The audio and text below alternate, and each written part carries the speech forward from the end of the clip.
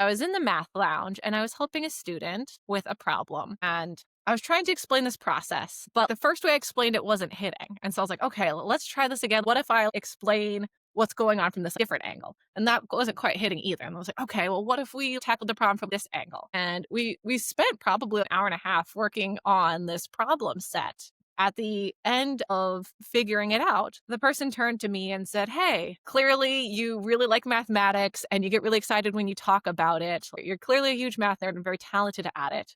But there's a lot of math nerds in the math department. I see something special in you. There's something unique in that not everyone who knows mathematics this well has the patience and the empathy to explain it to me, lowly freshman, for an hour and a half in three different perspectives. Welcome to E3, Engage and Empower with Empathy, a podcast brought to you by the Empathy Collective, a consulting firm that helps business leaders inspire change, one conversation at a time. We are building a community of like-minded leaders and experts who all share the same passion, taking care of people at work. Whether you are a plant manager trying to humanize the factory floor, a small business owner wanting to build a strong culture that lasts, or a corporate executive striving to prevent burnout in your team, you belong in this community. I'm your host and founder of the Empathy Collective, Rebecca Dreameye, and today's episode is all about reinvention, resilience, and rethinking what it means to truly belong in the rapidly evolving tech industry. My guest is Melody Jaros, a brilliant math wizard turned UX researcher who has navigated career pivots with purpose and empathy, from helping students of color break through barriers in advanced math to challenging the way tech companies think about culture fit and imposter syndrome. Melody brings a fresh, thoughtful perspective to every space she enters. If you've ever felt like an outsider, questioned whether you belonged, or wondered how empathy can shape a career in an industry that seems void of it at the moment, this conversation is for you.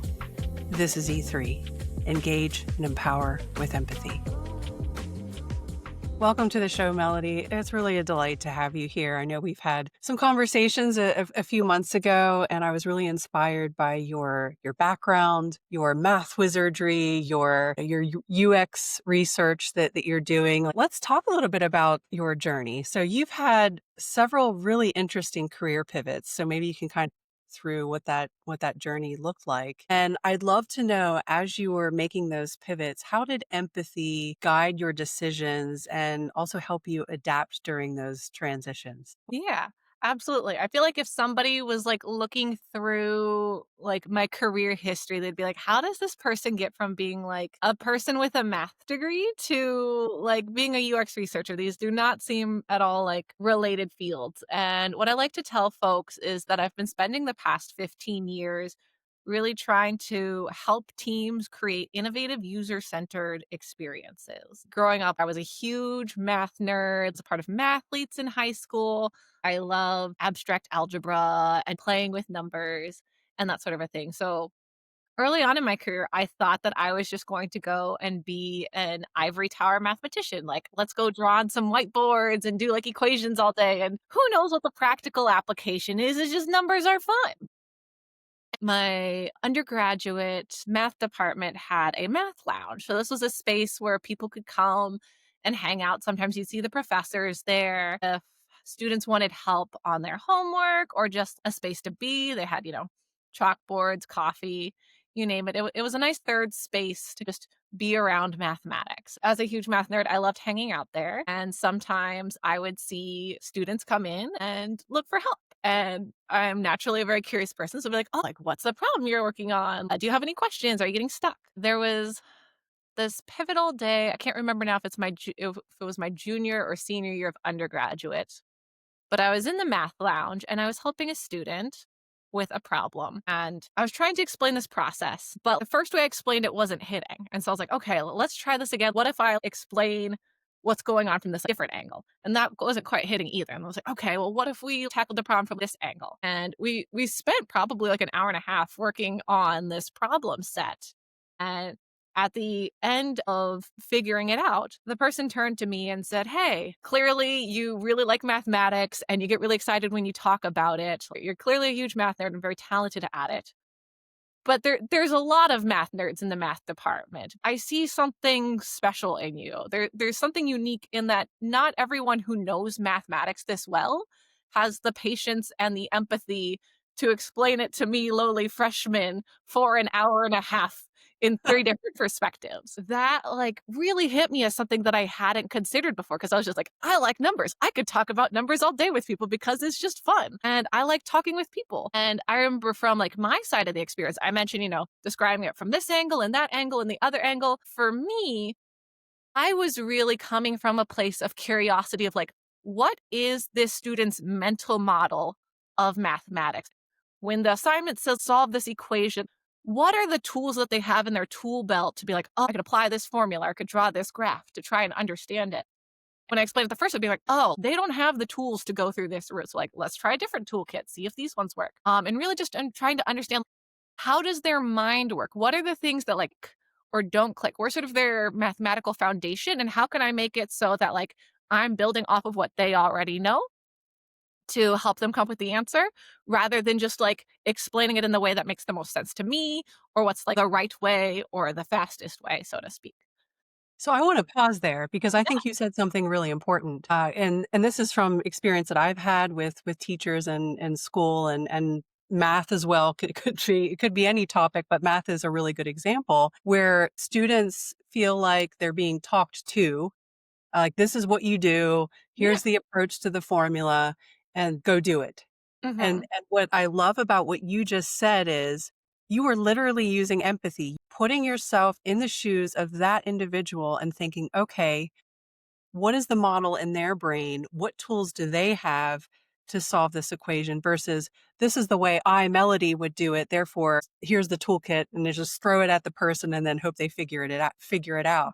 And the fact that you had not just the curiosity to understand their own mental model, but then the patience to sit there with them, listen to them, understand how they're processing it for an hour and a half, like you said. I mean, no wonder they were saying you were special, because I'm pretty sure most people wouldn't take the time to really do that. But clearly, the other person who you were working with saw that in you and saw how much value you were bringing. I remember when I was getting my master's in math education, especially in the United States, math can sometimes have this bad reputation. It's like, oh, you're either like a math person or you're not. Or you think about like the 1970s Barbie who said like math is hard and that sort of a thing. And so, like in grad school, we were studying this idea of like, what are the factors that kind of lead to somebody uh like being successful or not successful in math or like how are the ways that they think about math different. And so for people who are what others would categorize as mathematically fluent, like when they're looking at mathematics it's like they can see an entire map, like here is the city of algebra and geometry. And for someone who sort of like you were describing, the teacher says, hey, here's how you do it, here's the 10 steps, just do this way, that's what you do. That's like giving them MapQuest back in the day. Here's the 10 steps to get from your house to the public library.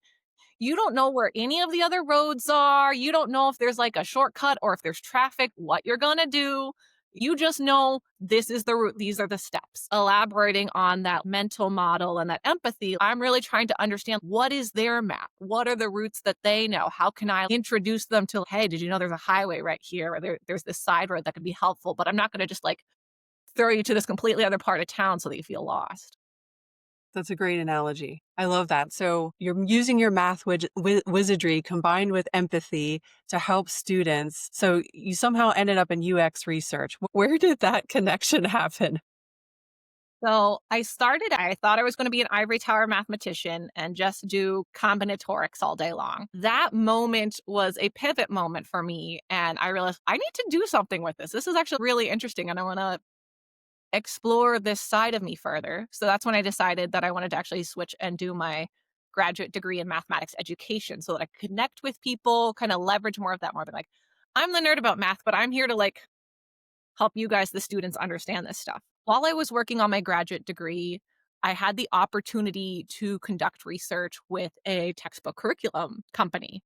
So, a little bit of background here when it comes to mathematics curriculum. A lot of math textbooks, when they build it, they use like a standards based curriculum. If you've ever heard of Common Core State Standards, they'll say, okay, in the ninth grade, students need to be able to prove that the square root of 2 is irrational. They need to be able to graph a parabola. They need to be able to solve a system of linear equations. And so then a textbook company will say, okay, here are the things they need to learn. Like, first thing they need to learn, here's a worksheet and a lesson to teach it. Next thing they need to learn, here's a worksheet and a lesson they need to teach it. So it's very disjointed. It's giving you those map quest directions. Be like, you're here, here's how you get to here. You're here, here's how it gets to here. But when you think about the student experience, what is it like to learn in that type of environment where just like each day you're just kind of told, here's the thing you need to learn. There's no greater consequences to it. There's no reason why you're learning it. You just need to learn this thing, and there's a right way to do it, and there's a wrong way to do it. And you've just got to know it in time for the homework and the test. And then it ultimately doesn't matter. That doesn't engage our innate human desire for storytelling or drives any sense of curiosity. Like that doesn't create an engaging learning environment. So the textbook company that I was working with decided to take this really revolutionary approach. They said, what if we wrote our textbook curriculum from the student perspective? Like, let's think about what it's like for a student and let's map out like the entire year, unit by unit, lesson by lesson. Within the lesson, we were actually journey mapping like, okay, so we're going to introduce the students to a story problem, right? Like people are very, fascinated by stories. There's going to be some element of tension here. Like we don't know how to calculate how many pigs farmer Joe has. And then you build from that curiosity and you say like, okay, what are the things that we know mathematically so far to try and help us solve this problem? And you have the students kind of chug along building those skills, and then they reach a point where there's something that they don't know how to solve given their current tool set. At that very moment when they're like, I don't know what to do next, or I know how to do it, but it takes me 20 minutes just to get to this answer. That's when you introduce the new mathematical concept. Like you've built up all of this tension and then you create this release. And now there's a driver, there's a motivator for like, here's why you wanted to learn how to graph a parabola, because it's actually faster to find this answer through graphing a parabola than through solving it the long algebraic way, for example. And so it provides this resolution. There's an incentive for like, oh, this is why I care about this. This is why I want to learn this. This is what this mathematical tool can do for me. And so we're looking at that, like I said, on a lesson level, on a unit level. My unit 3 test doesn't cover stuff in just units 3. It covers units 1, 2, and 3, saying all of these were all leading up to the stuff you're learning in unit 3. And I've also thrown in like one question from unit 4 to start teasing like, hey, you actually know some of the things that are going to be prerequisite skills to start answering that unit 4 question. If we rethink about the way that we teach people, and it's not about, can you solve this equation? Can you do X? It's, can you be a critical problem solver? Can you communicate with others? Like, here's what I know. Here's what I don't know. Here's what I could use more help on. Here's the thing I'm trying to figure out. How much better is that for our students when we can ground them in that empathy and that problem solving and that teamwork rather than just saying, here's a list of standards that you need to memorize? That really is a revolutionary concept. I mean, I wish I had had that approach in my math classes. You're meeting the student where they are, Hmm. and you're taking them on this journey so they get to a point where they understand why they're doing it to begin with. I'm totally generalizing here, but I feel like a lot of people think, oh, I don't know if I like math or I'm not a math person. They automatically self label with that because they don't know the why behind it. I mean, I certainly wasn't even given, okay, what is the practical use case for this when you go out into the workforce? Like, why are you doing this? But just as a student in high school, for example, Hmm. you're like, well, I need to learn how to do algebra because that's just what I was told I need to do. So yeah, I absolutely love that approach. I taught geometry for 5 years, so I have an extra special spot in my heart for high school geometry. And I remember my students would say, like, Miss Strauss, like, why do I need to learn law of cosines? Like, when am I going to use Pythagorean theorem in my life? And I would be honest with them. I'm like, you probably won't. Like, I'll be real. You probably won't use law of cosines in your real life unless you decide to become an engineer who has to like specifically study that aspect of things. And ultimately, that's not what I'm testing you on. What I'm trying to understand is if you're given a problem, can you reason out, here are the things that I know, here are the things that I don't know, here's how I can communicate and collaborate with my team to try and figure out the answer. Math is just the vessel to make that happen. And I think that that's just a much more like human centered approach to learning. Absolutely. I love the way that you put that to your students. That in reality, you're probably not going to use these exact equations in your work environment. But Yeah, But the do wanna process, when you yeah, were reminding them of the process to get mhm, to whatever the result is yeah, just as important. That yeah. problem-solving piece, the critical thinking. Yeah, how can I teach you, resilience, critical thinking, seeking support, right? Like building support networks. Like that's so important to know. I'm in over my head. What are the resources I have available to me? Like these are all things that are like woven into the curriculum and the learning experience. It's fascinating too cuz like at that level I'm just talking about any student, but going into my master's degree, I was actually really motivated initially by this idea of what is the experience like for women in mathematics. I mentioned that like I was a high school mathlete, huge math nerd, but definitely as I started taking some of those more advanced math classes, the gender ratio and the gender disparity got worse. Like I have definitely had classes where I am the only female student in there. I had noticed in my advanced courses that the way that men and women interacted in the classroom and interacted in study groups was really, really different. And when I finally got the opportunity to do math with other women, I was like, whoa, this is crazy. I didn't realize that this could click and this could feel right. Like I feel like I've been fighting upstream and just like my love of numbers is keeping me there. But being able to be with other women who were discussing the problems and engaging with mathematics in a way that felt really relatable to me was a huge game changer. And I was like, I want to pass that along. How can I create that experience for others? That's fascinating. So what did you observe when you were around men and women working with math? What was the difference in the approach? And I'd love to know if you're seeing a similar kind of parallel in the tech industry, because I know that the tech industry is very male dominated still. Were you able to take some of those learnings from your math work and bring it to the tech space? I like to give two different examples. So, one is in the classroom environment. So, if you're imagining a traditional math classroom where there's a teacher up at the board and then students are sitting by themselves, and the teacher then asks to the class, here's a question. So, what is X going to be? What's the next step to solve this problem? What usually happens next is it is the ocean of raising your hands. And this is where I had noticed that men and women behave differently in that men are very confident and will raise their hand quickly, sometimes even before they know the answer. And then, like, I think it's, and then they're like narrating out loud. A lot of times, women are going to wait, listen, digest the problem, visualize it in their head. And then once they feel really confident with it, raise their hand. But by that point, some other dude has already given the answer and it's too late. So from like the teacher side, that was something that I'd pay attention to is like strategic pausing, not just taking whoever is raising their hand first, but give people think time. Even if we're not talking male, female, we can talk about people cognitively process things differently. Give everyone the opportunity to really digest the problem. Don't just reward the person who's answering it the fastest. On the study side, I remember it was really funny. I got a group of, I think it was like four guys and four ladies together to do a little study hall, get ready for an upcoming test or something like that. And the four dudes immediately darted to four corners of the room. They each took a section of blackboard and they just started like writing. They like picked a problem, they started writing. The four girls all sat at a table in the middle. And so we here in the middle are like, hey, I'm partway through problem number two. I've gotten these steps so far, but I'm kind of confused now. I don't know what to do next. Like, do you agree with this answer? Does this make sense to you? We're doing the problem together. We're talking about it. We're like, I think I've got the idea, but I'm not sure. Do you want to solve it out? The dudes, on the other hand, in their separate corners, they yell, I got number six. Here's the answer on the board. And then they like walk away and they're like, you can help yourself to figuring it out from there.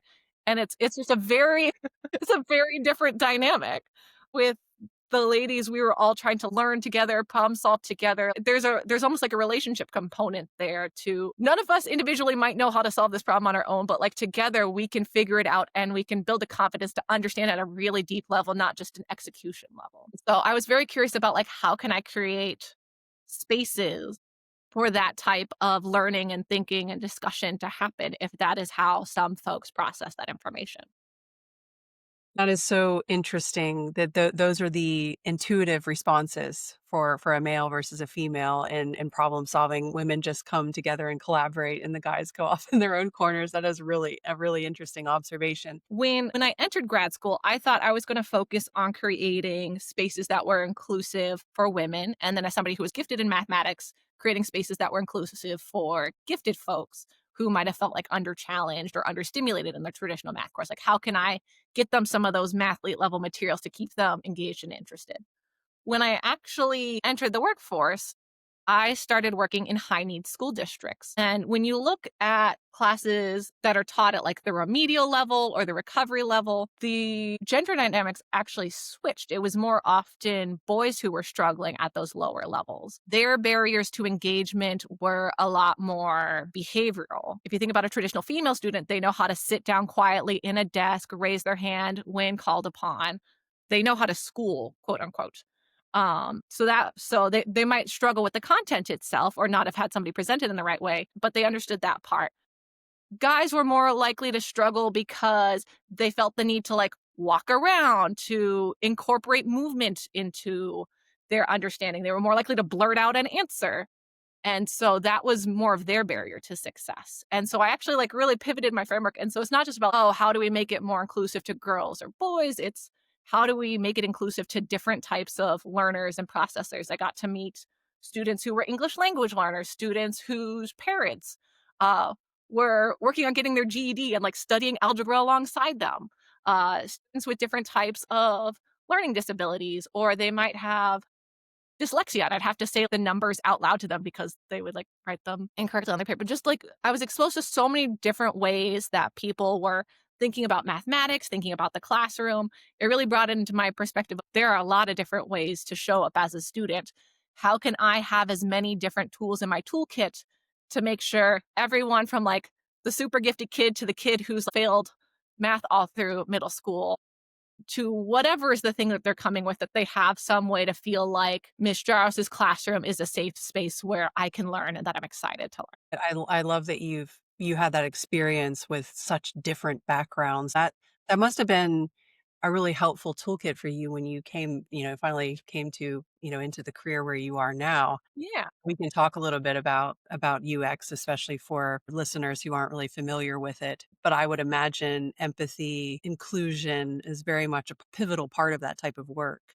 Yeah. As a teacher, I'd been really focusing on how do I create a really great learning experience for my students. And this encompassed like every aspect of the experience. Like, what is it like for them to walk in the door? How do they interact with the slides that I'm showing on my screen? What is the layout of the chairs? Like, I put them in groups. I had read a paper somewhere that, like, if you number your groups 1, 2, 3, 4, that the people in group one take that on as their like identity and they're like, oh, we're number one and they perform better. Or if you go ABCDEF, the group F tends to perform worse. What are all the little things that are impacting the way somebody shows up in this classroom? And like, how can I move all of these different levers to give them a space where they can thrive? The pandemic hit and I was living in California and the schools shut down. So at this point, I had acquired all of these different cool tools and tricks and things to make these amazing mathematical experiences for students. But so many of them relied on being in person in the classroom. And teaching online is just like a completely different world. And when a third of my students didn't even have internet at home, that just creates a totally different learning experience. I was also just sort of at that point in my career where I was like, I think I'm ready for a pivot. I'm ready to explore new things. I'd love to see what I'm doing with my 100 students every year and scale up my impact. How can I help more people out? Can I, for example, do something with, say, math education software, for example, and use technology as a vessel to improve people's experiences? And so that was sort of the origins for how I moved into UX. But that's interesting that pivot just kind of happened. You probably weren't planning it, but then the pandemic just kind of forced you to reflect on what's next for you when you couldn't engage with your students in the way that you really wanted to. Yeah. My sister works in tech. And so when I told her, I was like, I think I'm in my quarter life crisis. I'm not sure what to do now. She had asked me, she had said, Melody, like, what's important to you? Like, what do you want out of your next job? And so I said, well, I love people. I definitely want something where I can like talk to people, understand people, do something that like feels good or helps them meet some sort of need. I've got this experience with like designing classroom experiences for folks. Maybe I want to get a little arts and craftsy. What can I do with that? And she told me, "It sounds like you wanna be in UX." And I had never heard that word before, and the last thing she said to me was she was like, "Go look it up and thank me later." And then click, hung up the phone. And she was right. I looked it up and I was like, "Oh, this is what I've been doing under a different title. This is exactly like the type of thing that I'm super excited about. Let's figure out what it takes to hop into a different field, but doing the same thing, staying curious about folks, trying to understand what's going on in their heads and how can I help create experiences that help them feel seen and allow them to really connect with whatever they're trying to do." So when you walked away from that phone call and you typed it into ChatGPT or Google, whatever your search engine voice was at the time, what did it tell you? What is UX? From the perspective of like building a digital product. So if we're talking about like somebody building an app, right? There's various people who want to have this app be a success. You have the engineers who want to make sure that it's coded correctly, that all the functionality works. You've got the designers who want to make sure that it's aesthetically pleasing and intuitive to navigate. You've got the marketing folks who want to make sure that it can get into your hands. You've got the product manager who's overseeing and connecting all the dots. You have, of course, the business folks who want to make sure this tool is profitable. UX is really focused on, okay, but what is it like for the user? What is it like for the person who's using this app? How do we make sure it feels intuitive? How do we make sure that it does the thing that they are trying to accomplish through going to the app? What even are they trying to accomplish when they go into this app? How do we make that experience as seamless and as delightful as possible for them? Engineering is making sure it works, but what if it still takes like 20 clicks just for you to buy a movie ticket? That's exhausting. That's not a great experience. So that's where UX design and research really sits, is making sure that as product teams are building these products, somebody's advocating for the user and saying, what about their perspective? What about their needs? How can we make sure that once this tool gets into somebody's hand, it's something that they want to keep using?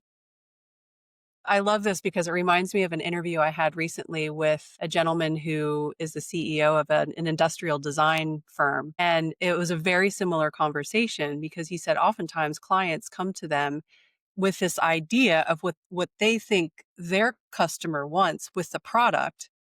But then they, as an industrial design company, do the research. So, very similar to what you're doing, to really understand what that user experience is with the product so that they can build a prototype that really matches what that customer wants. And he said 95% of the time the client is surprised by what they come back with because they already have this preconceived notion in their minds of what they think the client wants based Yeah. on their own personal experience as one user, right?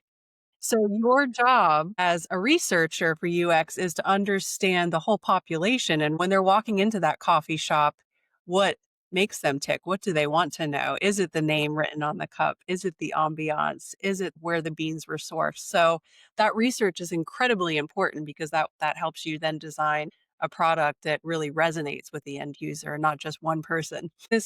I love hearing your whole journey from you know, math in at university and tutoring people to and then bringing that to textbooks and then to education and now where you are in the tech space. That's such an interesting way to use your talents in different spaces and now you're making an even bigger impact. Is there one thing that you're really proud of that you've done recently in your work where you were able to use all those talents that you mentioned, making sure people feel seen and heard, creating an inclusive environment, using empathy to really understand whoever you're interfacing with, whether it's a potential client using your product or it's one of your coworkers working on a project with you?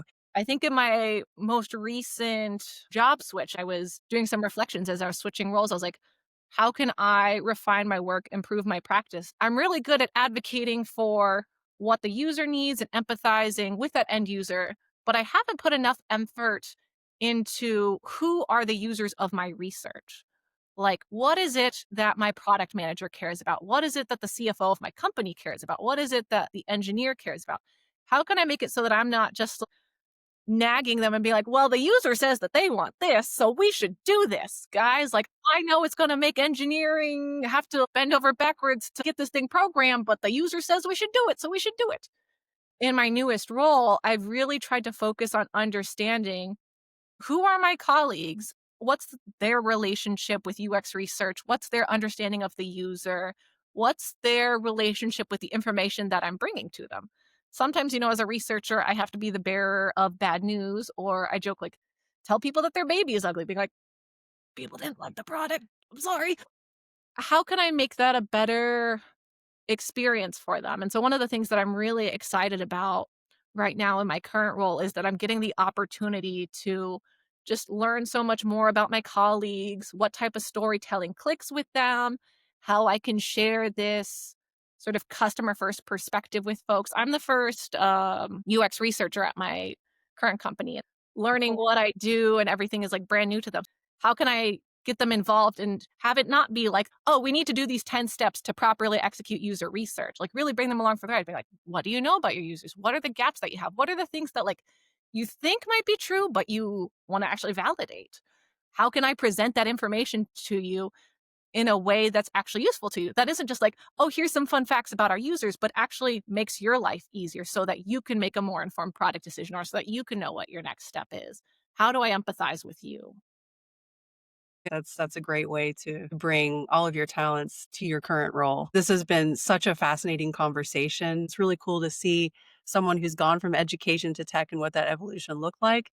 And also the surprising thing to me was how much empathy played a role in your entire career path. Yeah. And you used it very deliberately as a strategic tool Mhm. to be better at what you do and help the people you were helping along the way. So very inspiring work and really appreciated having you here today. Absolutely. It's been a total delight chatting with you today. If you enjoyed this podcast and would like to hear more, please subscribe wherever you like to listen to podcasts. And if you would like to learn more about the Empathy Collective, check out our website, theempathycollective.com. Life is too short. Let's take care of each other at work so that together we can make this world a better place.